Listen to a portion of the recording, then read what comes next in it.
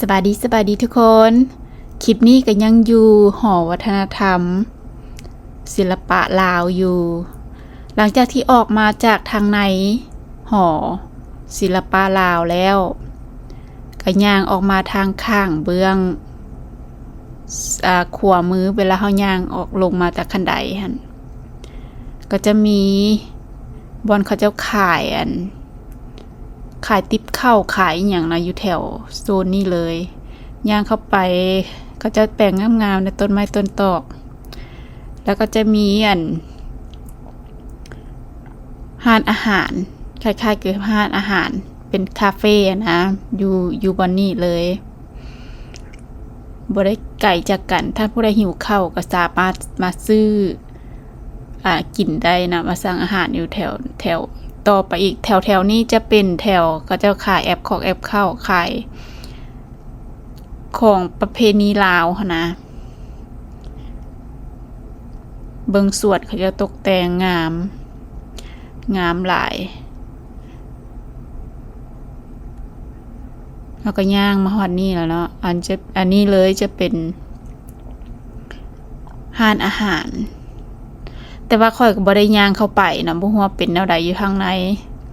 ถ้าผู้ใดได้ไปก็มาเล่าสู่ฟังเลยเด้อหลังจากที่ออกมาจากตัวนี้แล้วเพราะว่าเฮาบ่ได้เข้าไปร้านอาหารแล้วเนาะเฮาก็ย่างออกมานี่มาท่ารถเมล์น้อยสิมารับเนาะก็มีจุด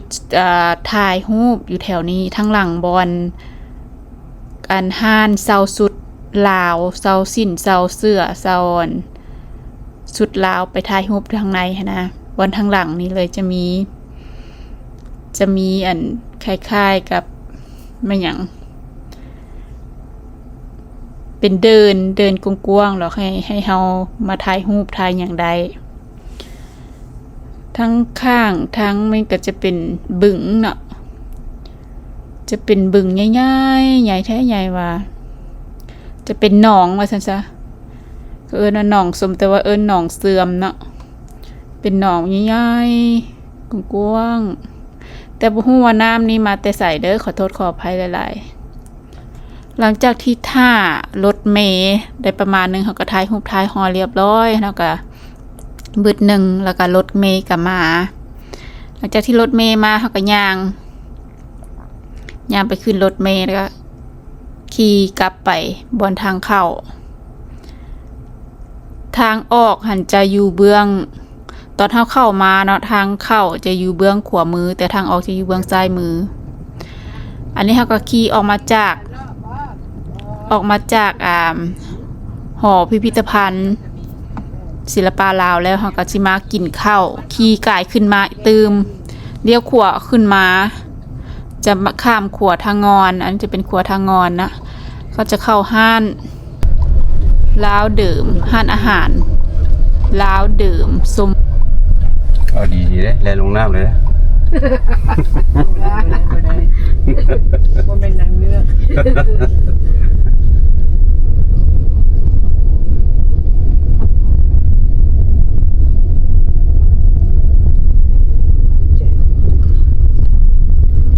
ที่อยู่ปันบ่เอาตากแดดแดดเนาะ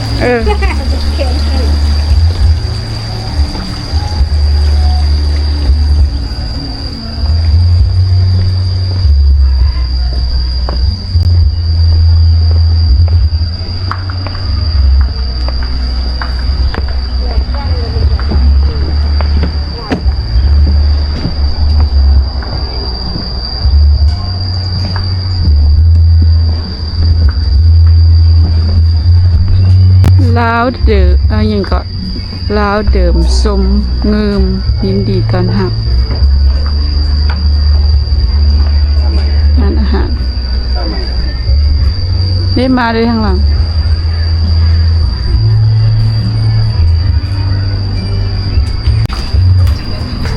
ร้านอาหาร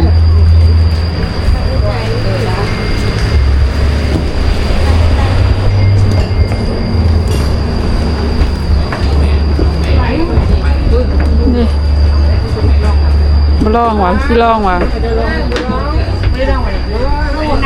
บ่ได้ลองมันบ่ เดี๋ยวนี้บ่ได้ลองแล้วว่ะ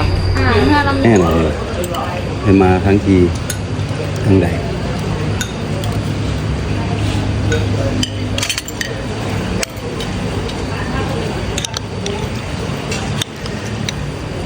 แก้วหนึ่งยกก็ได้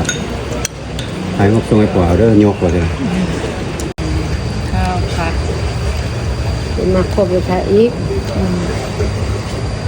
เอาชิมมันกันแน่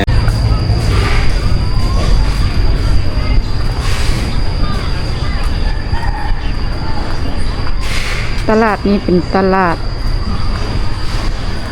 ขายแบบเครื่องของปลาสัตว์ปลาเฮ็ดอหย่างบ่จากเฮ็ดดินจือ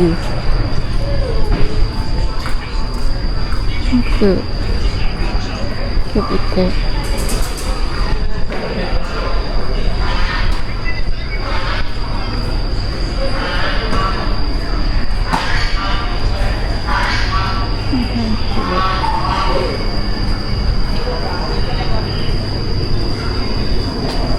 ก็จะยังบ่ได้มาขายเครื่องก็มีเด้นี่ปิดไปอยู่ก็มียังบ่ฮอดโมงที่ก็หักก็3 โมงนี่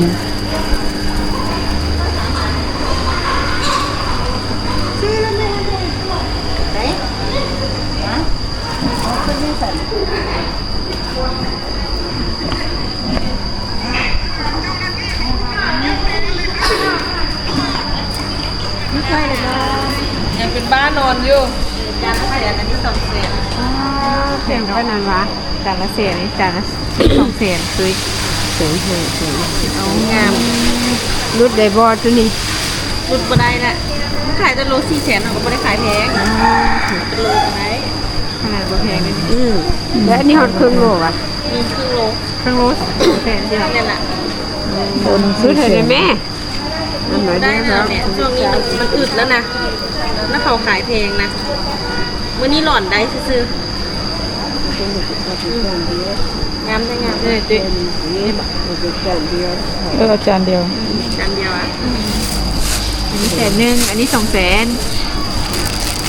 มันพอกันบ่ล่ะ อันนี้น้อยกว่า บ่ความหมายว่าคันครึ่งกับครึ่งอ่ะนะ เท่ากัน เอา200,000ใช่ไหม เอาตัวนี้เลยมีเองให้กิน มื้ออื่น ยามีอึ่งอันนี้มีอึ่งอ่าง ผัดละ โลละ400,000 เพิ่นนั่นนี่ระดับเม็ดได้น้อยค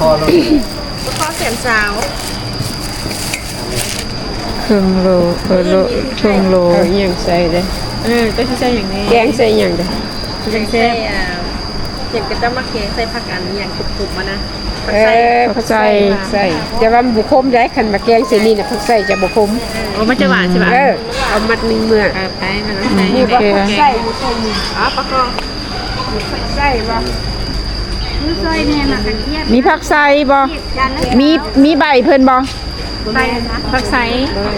พูดไปยอดกินนะวะ ยอดมัน ไหนมีแก้ว่าจะเป็นมาก อยากได้ยอดมัน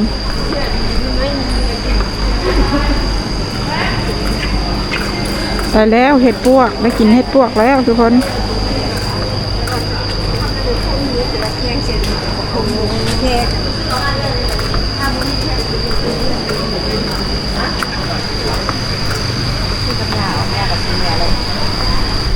แบ่งวันตอบก็ไปตอบว่า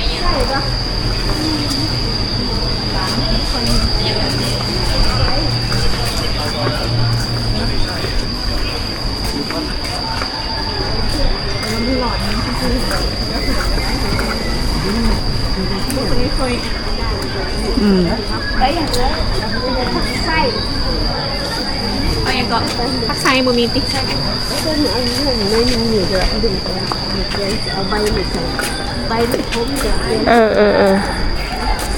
ใบมัน อาจารย์บุญลงเนาะบุญลงกันไหมจ๊ะ แม่งว่า ลงเงินไปเลย ลงเงินก็ยังบ่ลงเงินนำเราโอ้ยกันลงเงินก็ได้เงินได้น่ะ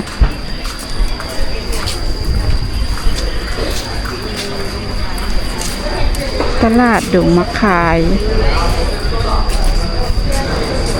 ได้เห็ดปวก เขาอย่าง ในเห็ดปวกในตลาดลงขาย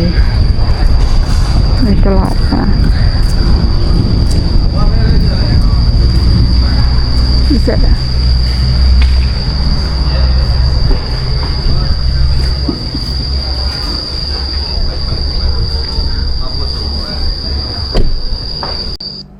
ของหายากราคาแพง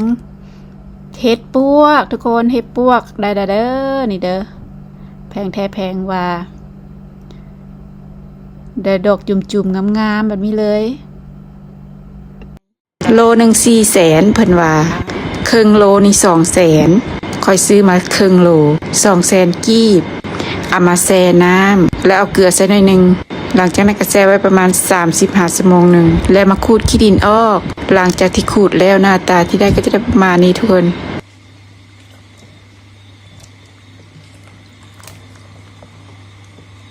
เห็ดปวกนี้ได้มาแต่ตลาดดงมะขายและผักไซเก็บเอาขังจะมาแกงผักไซใส่เห็ดปวกไม่ว่าย่านเห็ดไตเบื่อนางก็เลยเอาข้าวมาต้มแล้วก็เอาเห็ดลงไปต้มใส่กับข้าวต้มได้ประมาณ5 นาที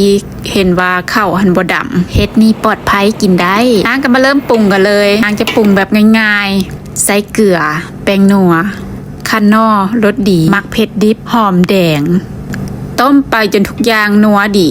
แล้วก็ซีมเบิ่งรสชาติพอยังกระตื้มซะอีกหลังจากที่ทุกอย่างพอดีแล้วนางก็เอาผักใส่ที่ล้างทำความสะอาดเรียบร้อยลงมาใส่แนะนำเด้อถ้าผู้ใดบ่มักขมบ่ต้องใส่หลายค่อยใส่ไปนี่เกือบกินบ่ได้เลยมันขมแฮงแต่กินได้อยู่ถ้าผู้ใดบ่มักผักใส่ก็บ่ต้องใส่เลยเนาะแกงแต่เฮ็ดใส่ผักอีตูแล้วก็แล้วนะหอมอีกแซ่บอันนี้ค่อยเอามาเฮ็ดสูตรของแม่ค่อยบอกเลยขมแฮงแต่ว่ากินก็จนเบิดเนาะหลังจากที่ทุกอย่างสุกดีแล้วก็ตักเสิร์ฟไปเลยประมาณนี้แหละทุกคนแกงง่ายๆช่วงค่อยไปเดือน6ค่ะนะก็เฮ็ดยังบ่ค่อยมีเถื่ออันนี้ค่อยโชคดีซื่อๆได้ไปพ่ออยู่ตลาดดงมะขายซอกแท้ซอกว่าซอกจนเมื่อยถามแม่ค้าไปเรื่อยๆสุดท้ายมากับพบกับพ่อมาเด้อแซ่บๆนำกันเห็ดปวกที่แบ่งไว้เหลือจากการแกงนางก็มาตำแจวเอาทุกอย่างมาจีหรือมาคั่วให้แห้งก่อนในนี้ก็จะมีเห็ดปวกหมักเผ็ดดิบหัวหอมแดงผักหอมบัวใบและกระเทียมเอาทุกอย่างมาจีรวมกันจนทุกอย่างสุกดีแล้วก็หอมดีแล้วก็มาเริ่มตำกันเลยเอาทุกอย่างมาตำรวมกันเนาะใส่แป้งนัวแล้วก็ตำทุกอย่างรวมกันตำจนแหลกดีตำไปเรื่อยๆนะตำแบบนี้นะแซ่บไม่ต้องเอาไปบดเด้อคันบดนะบ่แซ่บคันเอาไปบดหันทุกอย่างมุนเบิดหันบ่แซ่บได้ตำเอาหลังจากตำทุกอย่างเรียบร้อยแล้วก็ใส่ปลาแดกลงไปน้ำปลาหน่อยนึงบ่ต้องใส่หลายนะจนมันเค็มแล้วก็ตำทุกอย่างให้เข้ากันอีกทีนึงซีมจางซีมเค็มบ่พออย่างก็เติมใส่ถ้าหากว่าเค็มก็เติมน้ำใส่เด้อแล้วก็เป็นนั้นแล้วนะตำเห็ดปวกของข่อยก็จะประมาณนี้เด้อทุกคนมีตำแจ่วเห็ดปวกแกงเห็ดปวกมาแซ่บๆนำกันเด้อ